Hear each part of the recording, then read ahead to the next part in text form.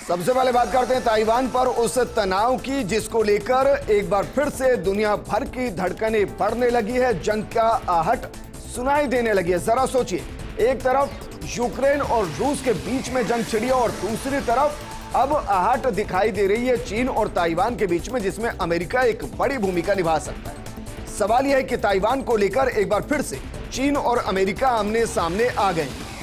चीन की धमकी के बावजूद अमेरिका सदन की स्पीकर नैन्सी पेलोसी ताइवान के दौरे पर रही। पेलोसी के ताइवान दौरे पर चीन ने आपत्ति दर्ज कराई है। चीन ने पेलोसी को ताइवान ना जाने की हिदायत दी है।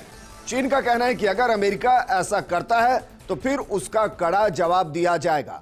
हालांकि नैन्सी पेलोसी ताइवान पहुंच चुकी है। उन्होंने ताइवान पहुंचकर एक ट्वीट भी किया जिसमें ताइवान के लोकतंत्र का उन्होंने सम्मान किया है।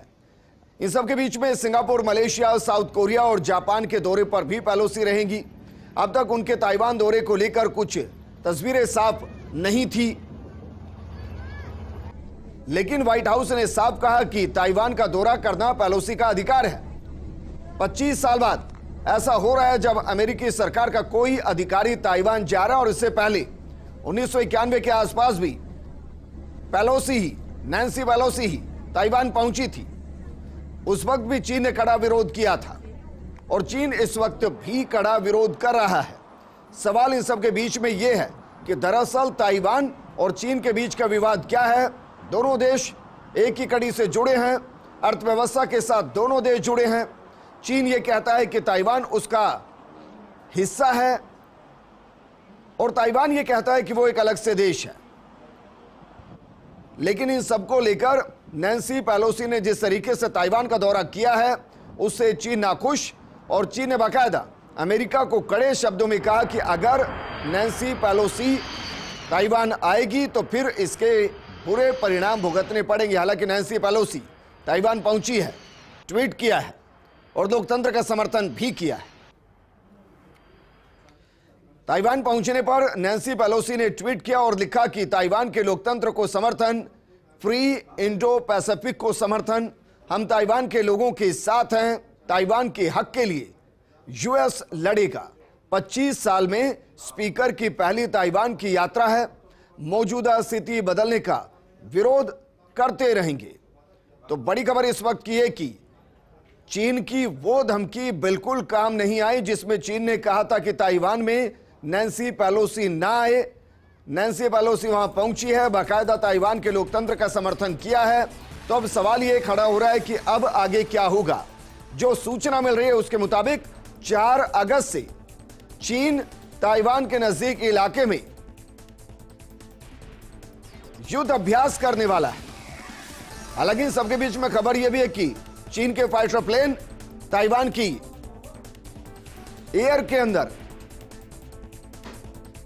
दिखाई दे रहे हैं, और यह दरअसल ताइवान पर उस दबाव के तौर पर आप देख सकते हैं जिसमें ताइवान को यह एहसास कराया जा रहा है कि आप चीन के साथ रहकर आगे बढ़ सकते हैं, चीन के खिलाफ नहीं। लेकिन यहां चीन जिस तरीके से विस्तारवादी सोच का हमेशा से समर्थक रहा है, उसने कई देशों की सीमा में हस्तक्षेप करने की कोशिश की। ऐसे में ताइवान को वो अपने देश का हिस्सा मानता है और उसने न सिर्फ नेवी बेस में एक बड़ा आधिपत्य स्थापित किया है, बल्कि एयर डिफेंस के अंदर भी उसने सेंधमारी की है। और दूसरी तरफ अमेरिका से नैन्सी पेलोसी पहुंचती है और वो कहती हैं कि वहां के लोकतंत्र का वो सम्मान करती हैं। और इसी को लेकर चीन और अमेरिका के बीच में एक ऐसा विवाद दिखाई दे रहा है जिसको लेकर पूरी दुनिया के अंदर इस वक्त टेंशन बनी हुई है। नैन्सी पेलोसी के रूट को लेकर चीन का बड़ा दावा, अमेरिका ने रूट को बदला है और इस तरीके की कई खबरें जो सामने आई। हमारे साथ रक्षा विशेषज्ञ कर्नल अनुपम जेटली जी जुड़ गए हैं। अनुपम जेटली जी, चीन विस्तारवादी सोच के साथ काम करता है और इसमें कोई दो राय नहीं कि उसने कई देशों की जमीनों पर अलग अलग तरीके से कब्जा किया है। लेकिन क्या नैन्सी पेलोसी का ताइवान जाना, ताइवान में जाकर वहां के लोकतंत्र का समर्थन करना, क्या यह अमेरिका चीन के ऊपर एक स्ट्रेटेजिक रणनीति अपना रहा है जहां बड़े भाई की भूमिका में अमेरिका खुद को दिखाना चाहता है, और क्या यही चीन की सबसे बड़ी समस्या? विजेंद्र जी, बिल्कुल सही आपने कहा। ये आज से 4 साल पहले तक, मार्च 2018 तक अमेरिका ने इतनी तवज्जो ताइवान को, ताइपेई को नहीं दी थी, और ताइवान से उनके जो रिलेशन थे वो अमेरिका ताइवान एक्ट के, रिलेशन एक्ट के मुताबिक चलते थे जी। मगर मार्च में अमेरिका ने चीन के बढ़ते वर्चस्व को रोकने के लिए उन्होंने ताइपेई के साथ, डेमोक्रेटिक सरकार के साथ अपने संबंध बढ़ाए, और उन्होंने 2018 में वहां दोबारा बड़ी तेजी से अपना डेवलपमेंट किया रिश्तों का, और 2019 में दोनों ने डी फैक्टो एम्बेसी एक दूसरे के देश में खोलना शुरू किया। यही चाइना को लगा कि अब अमेरिका पूर्वी एशिया में हस्तक्षेप कर रहा है, जो उसे कबूल नहीं था जी। आज की तारीख में अमेरिका जो है ताइवान को सबसे ज्यादा हथियार और असला देने वाला देश है, और वो खुली तौर पर चाइना के वर्चस्व को कम करने के लिए ताइपेई का हाथ पकड़ रहा है, और बड़े भाई की भूमिका की हम चीन को आप पर हमला नहीं करने देंगे, इस मुताबिक कर रहा है। लेकिन अनुपम जेटली जी, अभी दुनिया ने देखा है कि किस तरीके से रूस और जो जंग छिड़ रही है वहां बाकायदा अमेरिका ने एक भूमिका निभाई। उन्होंने कहा कि हम हथियार देंगे, आप लड़ते रहिए, लेकिन वहां पर उस देश का क्या हश्र आज के तारीख में हुआ है सब जानते हैं। कहीं ऐसा तो नहीं कि ताइवान भी अमेरिका और चीन के बीच में सैंडविच की भूमिका निभाता दिखाई दे, जिसको समझ ही ना आए कि उसके अंदर कितनी बर्बादी हो गई?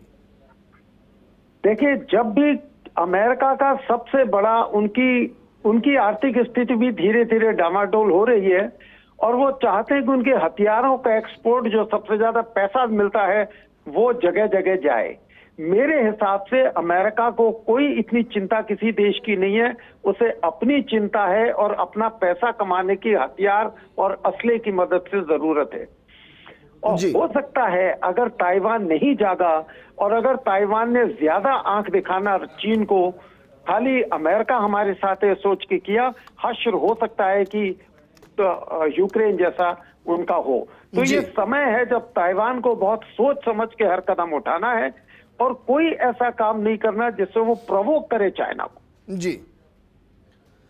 लेकिन सर, इन सब के बीच में ताइवान को आप किस तरीके से देख रहे हैं? क्योंकि जिस तरीके से यूक्रेन का हश्र हुआ, यूक्रेन जितना इक्विप्ड और फोर्स के साथ डेवलप्ड ताइवान नहीं है, लेकिन शुरू से ही अर्थव्यवस्था के तौर पर चीन के साथ जुड़ा है।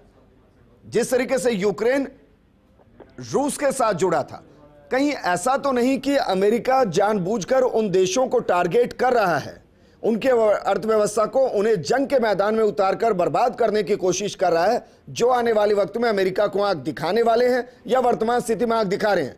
जैसे कि रूस की अर्थव्यवस्था, वहां की करेंसी लगभग धराशाही है यूक्रेन के चक्कर में। दूसरी तरफ चीन है। अगर ताइवान के साथ कॉन्फ्लिक्ट होगा तो चीन की अर्थव्यवस्था को इससे असर पड़ेगा।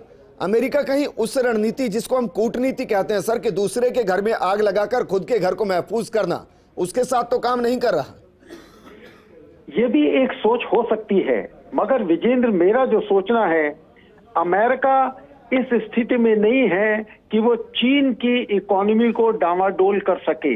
जी। चीन की अगर आप देखें तो 23 ट्रिलियन के करीब की इकोनॉमी है, और अमेरिका की 16 या 17 ट्रिलियन की इकोनॉमी है। चीन बहुत आगे है इकोनॉमी में। तो अगर कोई भी युद्ध की हालात होती है, अगर बनती है निकट भविष्य में, तो चीन इतनी जल्दी अपनी इकोनॉमी पे हिलने वाला नहीं है। जी। और जहां तक इन्होंने, अमेरिका ने देखा है दुष्परिणाम, अमेरिका के साथियों ने जो भुगत रहे हैं, जर्मनी, फ्रांस और यूरोप के सारे कंट्री, यूक्रेन की लड़ाई की वजह से आज विंटर्स शुरू होने वाले हैं, और उनके पास पर्याप्त फ्यूल नहीं है, एनर्जी नहीं है अपनी इंडस्ट्री चलाने के लिए और लोगों के माहौल को गर्म करने के लिए। तो बहुत सोच समझ के ताइवान को अमेरिकी हाथ पकड़ना पड़ेगा, वरना उसका हश्र मेरी नजर में हो सकता है यूक्रेन की तरह। सर, आप हमारे साथ बने रहिए। हम अपने दर्शकों को दरअसल ये बताते हैं कि चीन और ताइवान के बीच में जो विवाद चल रहा है, उस विवाद की शुरुआत कैसे हुई और उसकी जड़ में दरअसल क्या कुछ है। ग्राफिक्स के जरिए आपको समझाते हैं कि दरअसल ये विवाद क्यों हुआ, और यह विवाद कैसे आगे बढ़ रहा है, जरा इसको समझने की कोशिश कीजिए, क्योंकि यह विवाद चीन और ताइवान के बीच एक अलग रिश्ता है जिसका जिक्र भी हम कर रहे हैं, अर्थव्यवस्था से जुड़ा और मानवीय तौर पर भी यह रिश्ता है। चीन ताइवान को अपना प्रांत मानता है, जबकि ताइवान खुद को आजाद देश मानता है, और यहीं से समस्या शुरू होती है। दोनों के बीच अनबन की शुरुआत दूसरे विश्व युद्ध के बाद से शुरू हुई। उस समय चीन के मेनलैंड में चीनी कम्युनिस्ट पार्टी और कुओमितांग के बीच जंग चल रही थी। 1940 में माओ त्से तुंग के नेतृत्व में कम्युनिस्टों ने कुओमितांग पार्टी को हरा दिया, और उसके बाद क्या हुआ जरा इसको समझिए। हार के बाद कुओमितांग के लोग ताइवान आ गए। उसी साल चीन का नाम पीपल्स रिपब्लिक ऑफ चाइना पड़ा था, और अगर बात ताइवान की करें तो ताइवान का रिपब्लिक ऑफ चाइना नाम पड़ा। जरा देखिए, ताइवान के नाम में चाइना था, Republic of Taiwan, Republic of China. और ताइवान का अपना अलग संविधान है, चुनी हुई सरकार यहां है, एक अलग तरीके से सरकार चलती है। लेकिन ताइवान चीन के दक्षिण पूर्वी तट पर बसा हुआ है और करीब 100 मील दूर एक आइसलैंड है जिस पर चीन अपना दावा ठोकता है। चीन और ताइवान दोनों ही एक दूसरे को मान्यता नहीं देते हैं। अभी दुनिया की बात की जाए तो सिर्फ 13 देश ऐसे हैं जो ताइवान को एक अलग संप्रभु और आजाद देश मानते हैं, सिर्फ 13 देश। आप जरा सोचिए।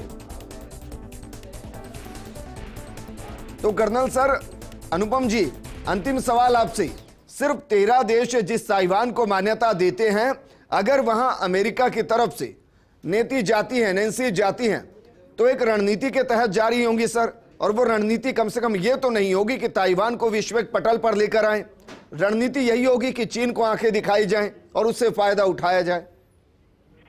देखिए, ताइवान का हाथ पकड़ना और चीन को आंख दिखाना, ये दोनों एक दूसरे से जुड़े हुए तथ्य हैं जी। अमेरिका की ये उम्मीद है और ये एक मुहिम है कि ताइवान को और कंट्रीज भी, यूरोप के और एशिया के बाकी कंट्री एक्सेप्ट करें और उसको मान्यता दें एक इंडिपेंडेंट देश की तरह। और जितने भी कंट्री नाटो के इन्फ्लुएंस में हैं, वो अमेरिका को कुछ उम्मीद है कि वो उसके साथ आएंगे और इनको मान्यता देंगे जी। साथ ही साथ उनका यह है कि अगर ताइवान मजबूत होगा तो चीन का वर्चस्व थोड़ा कम होगा जी। जापान, इंडिया, ताइवान, मलेशिया, ये जितने कंट्रीज हैं जो समुद्री मार्ग से जुड़े हुए हैं या ट्रेड रूट जिनका साउथ चाइना सी के पास से निकलता है, उन सब देशों को ये एक मुहिम में लाना चाहते हैं। और कुछ हद तक हिंदुस्तान भी हमारा चाइना के साथ दो एक क्वाड में और बाकी जगह जुड़ा हुआ है। एक लाइन में युद्ध की संभावना कितनी? अभी फिलहाल बिल्कुल नहीं। शुक्रिया सर हमारे साथ जुड़ने के लिए। हालांकि चीन ने जरूर कहा है कि वो 4 अगस्त से ताइवान के चारों तरफ युद्ध अभ्यास करेगा। जाहिर है वो उसकी रणनीति का हिस्सा, जिसके जरिए वो इस वक्त न सिर्फ ताइवान पर दबाव बनाना चाहता है, बल्कि इसके साथ साथ वो ये भी चाहता है कि अमेरिका इस मामले से दूर रहे।